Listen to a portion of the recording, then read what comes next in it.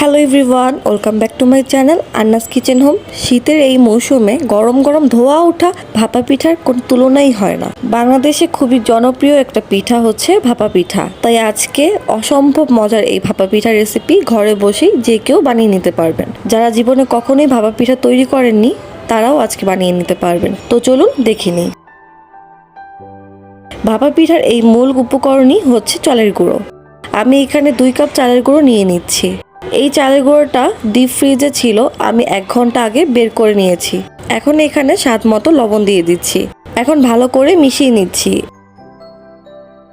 এখন এখানে half cup কুসুম গরম লিকুইড দুধ নিয়ে নিচ্ছি। দুধের মধ্যে হাফ কাপ খেজুরের গুড় দিয়ে দিচ্ছি। এই গুড়টা আমি আগের থেকে জাল করে ঠান্ডা করে রেখেছি। এখন ভালো করে মিশিয়ে নিচ্ছি। এই মিশ্রণটা আমি চালের গুঁড়োতে ব্যবহার করব। যেই কাপে 2 কাপ চালের গুঁড়ো নিয়েছি সেই কাপের 1 কাপের গুড়ের মিশ্রণটা নিয়ে নিচ্ছি। এখন সম্পূর্ণ মিশ্রণটা কিন্তু একসাথে দিব না, অল্প অল্প করে মিশাতে থাকবো। আমি এখানে দুধ ব্যবহার করছি, আপনারা চাইলে পানিও ব্যবহার করতে পারেন। এখন ভালো করে মিশিয়ে গুঁড়ো করে নিতে হবে। এটি বোঝার উপায় হচ্ছে যখন দেখবেন চালের গুঁড়া এরকম মুষ্টি করলে ঝুরঝুরু হয়ে পড়ছে তাহলে ভাববেন রাইট পর্যায়ে নেই। তাই আমি এখানে আরেকটু দুধ আর গুড়ের মিশ্রণটি দিয়ে দিচ্ছি। এখন এই চালের গুঁড়াটাকে চেলে নিব। চালার জন্য আমি এখানে স্টিনাল ব্যবহার করছি। এখন আমার চেলে নেওয়া হয়ে গেছে। এখন এখানে নিয়ে নিচ্ছি গুড়, নারকেল, চেরি, কিশমিশ। আজকে রাজকীয়ভাবে ভাপা পিঠা সাজাবো। এখন এখানে একটা সাজ নিয়ে নিচ্ছি। এগুলো আপনারা বাজারে পেয়ে যাবেন। আর পিঠা বানানোর আগে অবশ্যই চেষ্টা করবেন শুকনো চালের গুঁড়ি দিয়ে মুছে নিতে। এতে করে যদি সেতে ভাব থাকে তাহলে দূর হয়ে যাবে। এখন এখানে কিছুটা গুড় দিয়ে দিচ্ছি, তারপর আবার চালের গুঁড়ি দিয়ে দিচ্ছি। এখন চারিপাশে চেরি দিয়ে সাজিয়ে নিচ্ছি। এখন চারিদিকে কিশমিশ দিয়ে দিচ্ছি। তারপর সবশেষে মাঝখানে কোরানো নারকেল দিয়ে দিচ্ছি।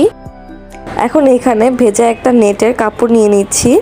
আপনারা চাইলে সুতির কাপড়ও ব্যবহার করতে পারবেন, যেগুলোতে রং ওঠে না।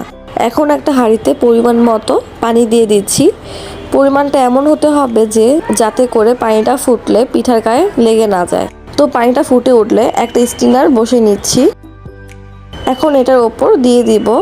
এখন ঢাকনা দিয়ে ঢেকে দিব 2 থেকে 3 মিনিটের জন্য।